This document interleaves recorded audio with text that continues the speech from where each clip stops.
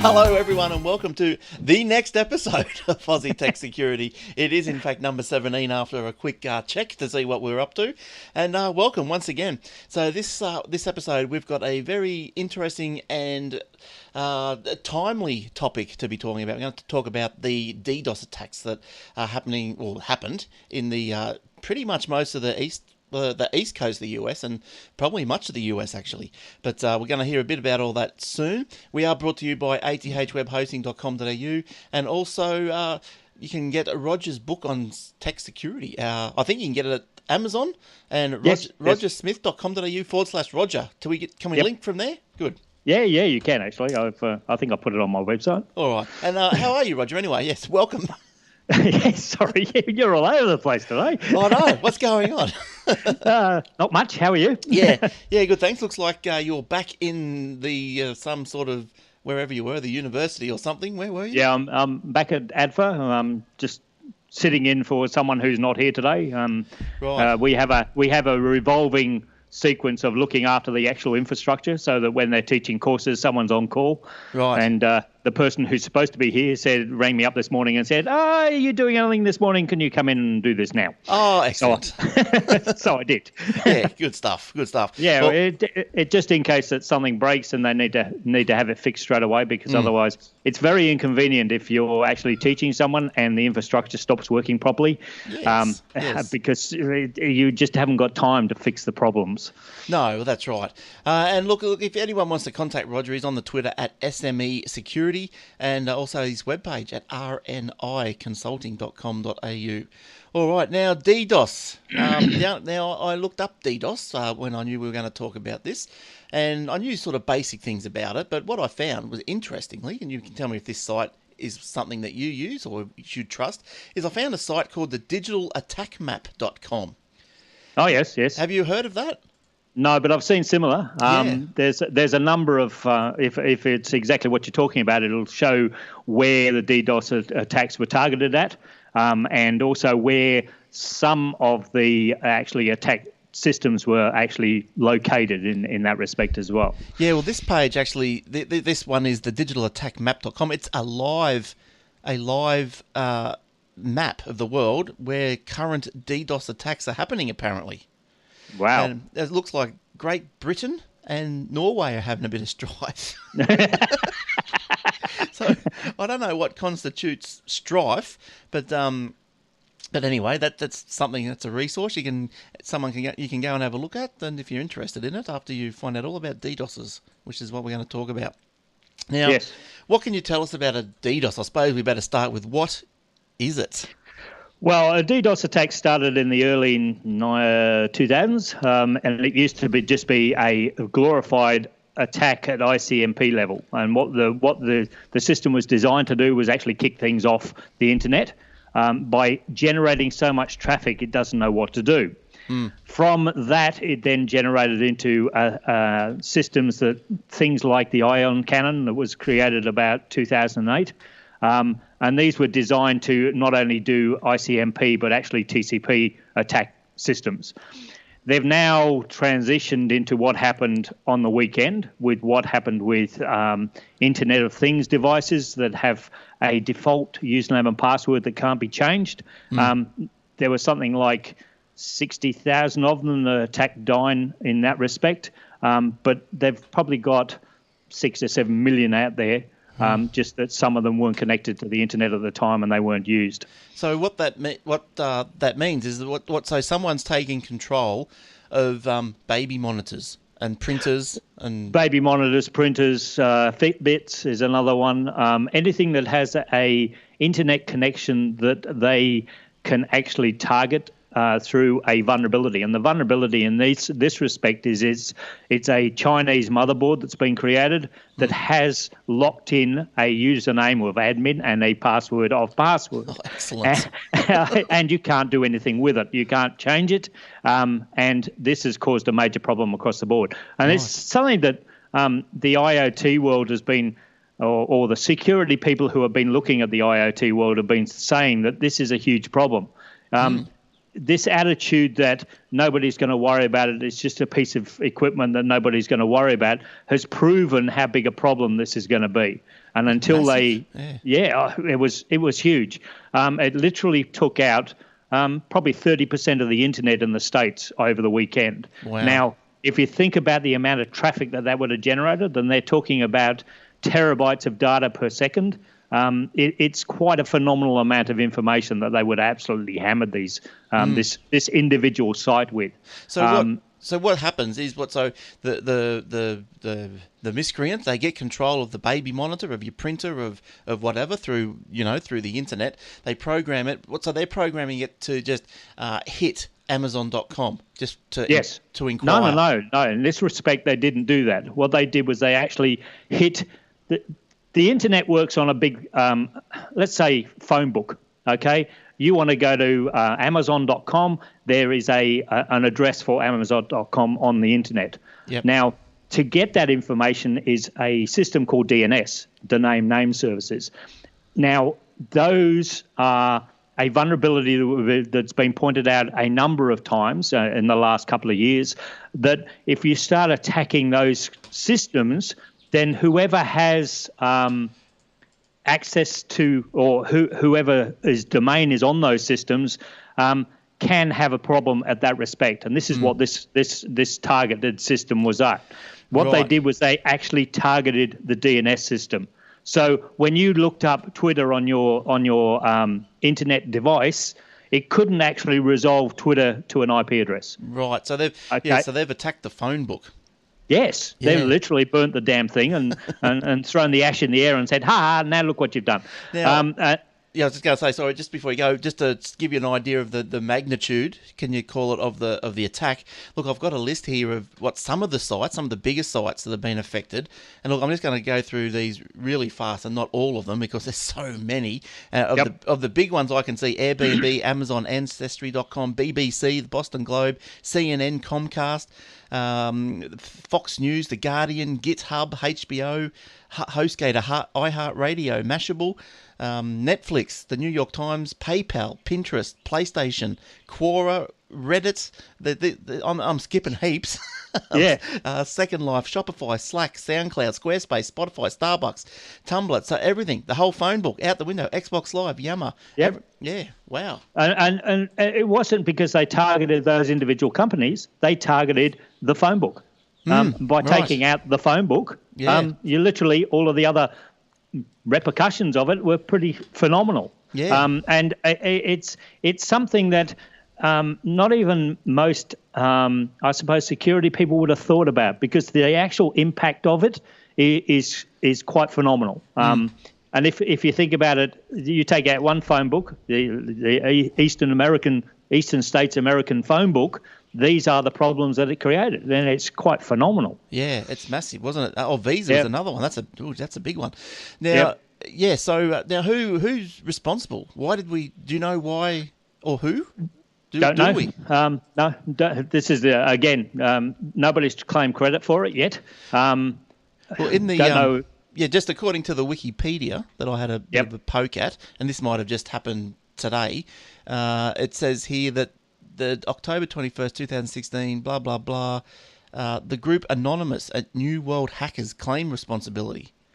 So So Anonymous has come back and said, yes, it was us. Anonymous is a group of people who are very loosely controlled. There's no there's no person in charge, which makes them really more dangerous, because anybody can come up with an idea of how we're going to attack someone. They put it out to the anonymous community. They make decisions based on whether it's going to be a good thing or a bad thing, and then off they go. So they are a dangerous liability that we've got as well. So so apparently it goes on and says it was as you were saying, coordinated botnet through devices such as printers, blah blah blah, that had been infected with the Mirai malware, Mirai. Yes, Mirai, something like that. Now, it went on, and the reason why, apparently, now you don't know if this is Anonymous writing their own Wikipedia page or what. Well, this is right. Yeah, but apparently the reason was that they weren't happy about Julian Assange getting shut down with his WikiLeaks. When it comes to anonymous, as I said, anything can set them off. If you're, it could have been Wikipedia. It could have been the fact that Assange had been kicked off the internet. It could have been any number of things. But actually, that would make sense. You kick Assange off the internet, this is what we're going to do to you, and kick everybody else off. Yeah. It is a huge problem that we've got with understanding how vulnerable we are when it comes to the digital world, because I guarantee you whoever made the boards that these systems are thinking about is going, well, nobody's going to worry about the default username and password. And we have this problem across the board. We recently had a client who installed Tomcat on their Apache server. Right. And literally the bouncing ball when you're installing it is keep going through. Are you happy with the username admin? Are you happy with the password? Yeah. Or in Tomcat's case, it's Tomcat. And now this is known by the internet community as a vulnerability because people just go click, bang. Yeah. And don't think about the consequences. It's the same as WordPress websites. When they come out of the box, up until recently, you just put in admin and password, and most people that was the only thing they actually did. Nowadays, it's now you need to create a username that is more than admin. So admin _ you're an idiot _21, safe, yeah. and then under a password that has got to be more than eight characters and got to be complex. So they have nailed it down from that level, but there's still a lot of websites out there that were built in the preceding years that have these problems. So with the actual devices, like your baby monitors, etc., why have they got a password anyway? Like, or so if they have, why can't it be just a randomized password from factory, just totally randomized? Like, why does it need to be the same? Like, when is ever anyone, you can't log into them and do anything unless you're a hacker. Well, that's the problem. Yes, you can. Yeah. When it comes to this sort of thing, the developers and designers don't think these things through. Security is the last part they put on devices when they come out of the shop, and they think, we're going to give someone a baby monitor, for instance. They're going to watch their baby. End of question. Story, yeah. But to actually get that thing set up on your phone or your computer, you need to have access to the system to be able to make those changes. So, you need that access to do that type of thing, but that also allows you to do a lot more things as well. Because the best way to think of it is all of these things have an operating system. And the operating system may be Linux-based, it might even be Windows-based. But because they have an operating system, that makes them vulnerable. Right. So I suppose, so now we know what's happened, obviously, because it's now assigned to history. So it has happened. How did these people go about? They say that it took them a couple of hours to fend off the attack. If all these devices are just programmed to just attack, obviously they keep attacking. They can't. Yes. No one can stop them because there's so many of them. How do they stop the attack? How do they? Okay. What most attacks are there now? I suppose let's get technical. Okay, TCP when it works requires on a system called a handshake. What happens is the device that wants to talk to something else sends a request. The device that's requesting it sends an answer back saying, yes, I'm ready to request. And then they create the connection on the third part. Right. Now, a DDoS attack does the first two and doesn't worry about the third one.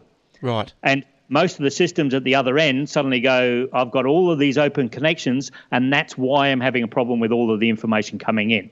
Right. Now, you can actually set up firewalls, and they would have done this on the fly as it became a bigger problem. We can actually isolate those IP addresses. So it's coming out of the system, hitting our system when we're now telling the firewall that when this IP address comes in and requests a connection, you drop it straight away. So they could have done that. This is when application-level firewalls come into their own, because that is what they're designed to do, that type of level of management and monitoring of the firewall information that's going through. And they can do that, but it takes a bit of there are other systems that you can do that with. But if you've got a decent firewall, which I can guarantee that Dyn did have, it would have been a case of, okay, we've now got all this information hitting us. 90% of it is crap. Let's start filtering out the crap and doing it that way. Right. Now, just in case you want to know what this Dyn is, it's dyn.com if you want to go and have a look at it. But what my question then is that, okay, so little baby monitor, right? It's doing a lot of work this morning. Yeah, it is, yes. So it's sending a request after request after request after request. Now, it's coming out on my behalf from my IP address. So they block my IP address. So if they block my IP address, then they've blocked me from Amazon, from Spotify for forever, or not forever, but it depends on what it does, because again, going down to the application firewall level, they can actually see exactly what those requests are. Okay, and if they're making a constant request for Dyn itself, then okay, yes, we can look at the IP address, we can actually look at the information it's sending. The information that's coming out of all of these devices on the internet, there is a fairly substantial amount of information that humans can actually read that we can actually make decisions based on. And it's only a matter of using the right logging to allow us to have a look at what's going on and then applying certain restrictions to those components that are hitting the firewall. But does it get down to MAC addresses? Or is that it can do, yes. Right, it can do as well. Right. Okay. Yeah, I was thinking about that, and I'm thinking, well, if it got down to filtering MAC addresses, it'd probably slow down the whole internet.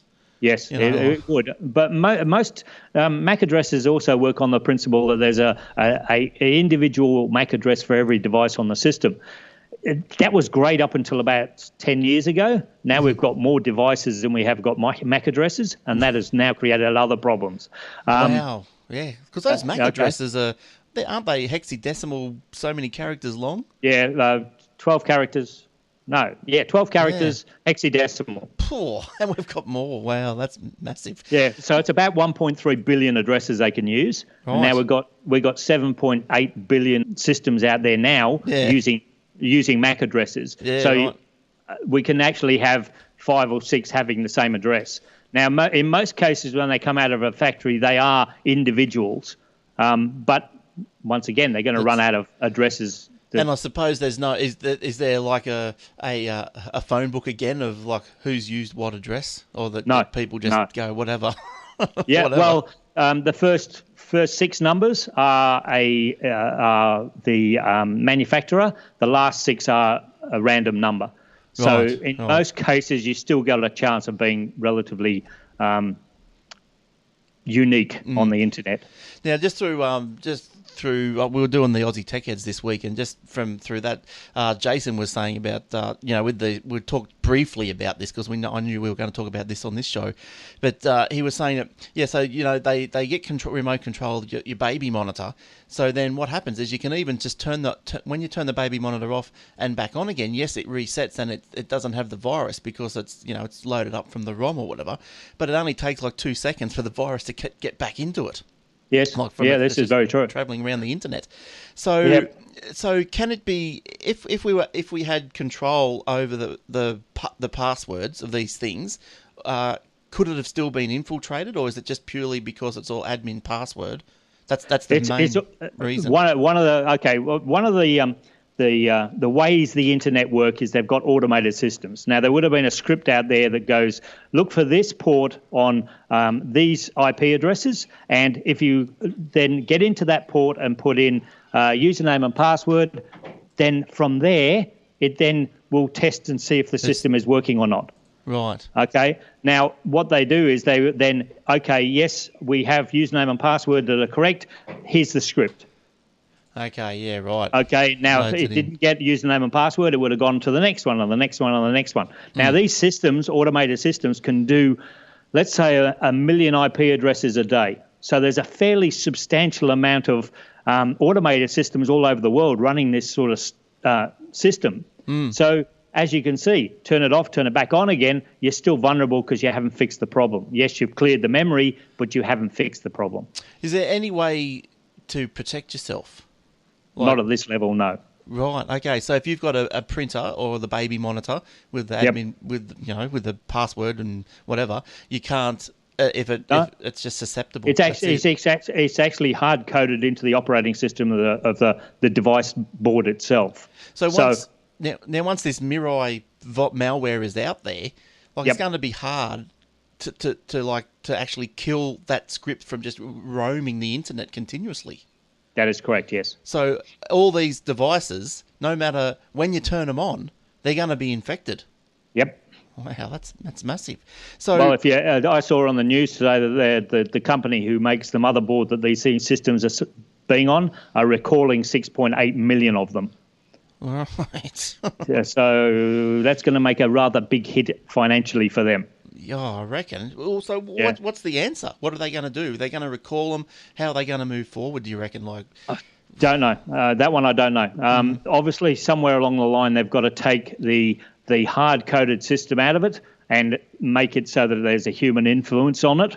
So, in other words, we can create either our own username and password, or we can have a username that is complex that goes out on individual ones, but we can then generate the password. Now, there even things like we've come across video surveillance systems for businesses that have a username of 2 characters and a password of 2 numbers. Right.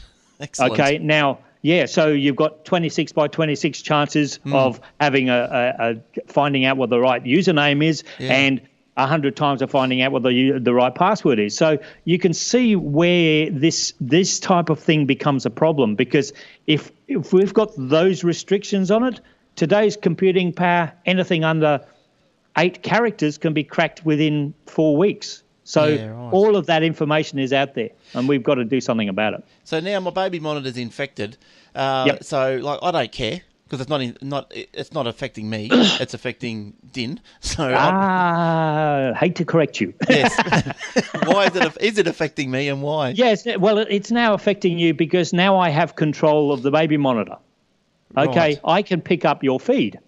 Yes. You're monitoring your baby. Well, I can now put that on the internet and show everybody else. Right. Not a good thing. No. Honestly, not a good thing. No. So I suppose more worryingly, maybe I don't know, this would obviously be slowing me down in internet-wise. If someone's, say, stealing the feed, or if I'm continually sending out requests, is that slowing my internet? Yes. That's the other thing on top of it. Yeah, to a great extent, or say just sending out requests? Not necessarily. Sending out the request is only a DNS request, so it's probably 3 or 4 packets, which is not that big. But if it's doing it regularly and it's doing constantly and it's doing all the time, then yes, there would be a drain on the internet connection itself. And it's an upload connection as well. Yes. Is there any way to be sure that you are not part you're not part of this botnet? Can we figure it out, or we just go away and leave? Well, I think you'll find that most of these problems would have come about because yes, we can monitor it, but the monitoring of that system and an application on a smartphone probably would have been a combination that they would have also been able to target. Now, if you can live without having it on your mobile phone, then you can actually then restrict the access to the system, and that would also allow other things to be able to lock down as well. Right. Yeah. Okay. So there's no real way. Yeah, you can't interrogate the IoT device to say, well, what are you doing? Where have you got open connections? Or where are you going? That's right. Yeah. So that can you tell that if your machine is participating in an attack? You're probably not. You probably can, as long as you've got a decent router. If you've got something you bought from Best Buy or Harvey Norman and that type of thing, then there's a very good chance that you won't have the functionality in the background. But if you've got something that is a substantial system, Cisco, FortiGate, whatever the other ones are, Juniper, all those type of systems, they have the access to a system log, so you can actually see what's going out and what's coming in. You'll be able to see it. Right, yeah. So it's a bit of a worry.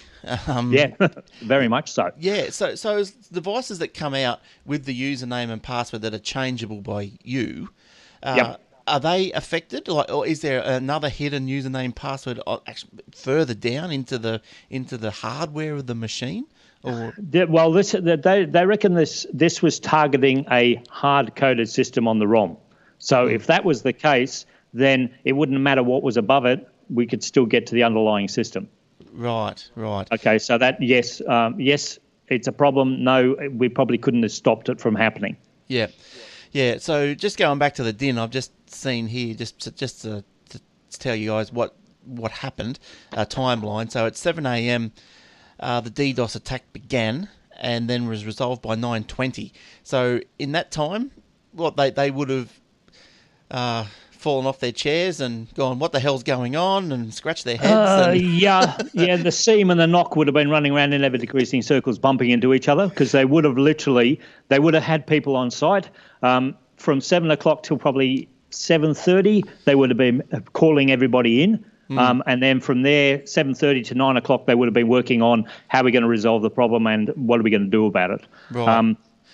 We had a couple of people that we have access to that actually saw the actual precursor to what was happening, because there was a lot of automated traffic going around that was actually targeting that specific component. And they actually captured a lot of that information. They couldn't do anything with it because they didn't actually know what the target was. Yeah. So, yes, they could turn around and say, yes, there's a lot of systems out there being targeted, but we don't know what the ongoing system is going to be. But, they saw the build-up to this. So they saw the build-up 24, 48 hours before it happened, but they couldn't do anything about it because they literally saw the amount of traffic increase. They saw the requests and the telnet requests to get into these systems, and it was coming from a large number of areas as well.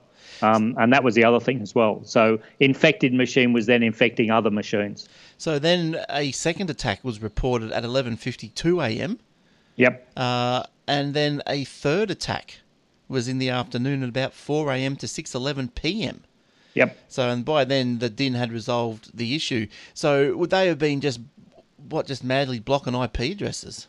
They would have been madly blocking IP addresses. They would have been using their management system to make sure that this information was being stopped. They would have also, if you think about it, they would have had a pattern to work with after the first attack. Right. And once they had that pattern, they could actually then block totally across the board that pattern itself. Yeah, wow. And look, just to finish up, cybersecurity investigator Brian Krebs noted, Mr. Krebs. Yep. Noted that the source code for the Mirai malware had been released onto the internet in an open source manner some weeks prior, which will make the investigation of the perpetrator more difficult. Yes, and that's what they do. That's the other thing the bad guys do. Zero-day exploits is what they work on. If they find a zero-day exploit, a bad guy will then use that exploit for a certain period of time, depending on how he wants to work. Yeah. He will then release that onto the internet, into the dark web, so anybody else can now use that exploit. What that does is it makes him invisible because now everybody is now using that. Right. Yes. Okay. And yes, they and there are other places. There's a couple of white hat hacking groups that actually spend and buy these zero-day exploits, and they use them for their own benefit as well. Yeah. Right. Wow. It's just it's amazing how it all works, isn't it? It's also more amazing how your mates saw this thing getting speed, but didn't know where it was going.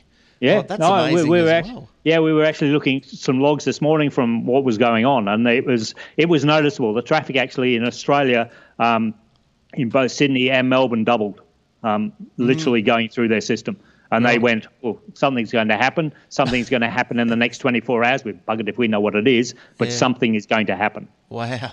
Wow. So can the security boffins learn from this in any way, or are they just... Yeah, there's a couple of things we can do with this. One of the things about, and this is, again, we were discussing this today at the range, is whenever it comes to DNS, there's usually a primary and a secondary. In most cases, the primary and the secondary are on the same business's setup. Right. Now, what we were thinking is we have a primary on one company and a secondary on another company. That way, this one, Dyn.com, gets knocked over. Yep. The secondary then picks up the stress of being able to actually resolve all the requests for DNS to go to Twitter and all that sort of stuff.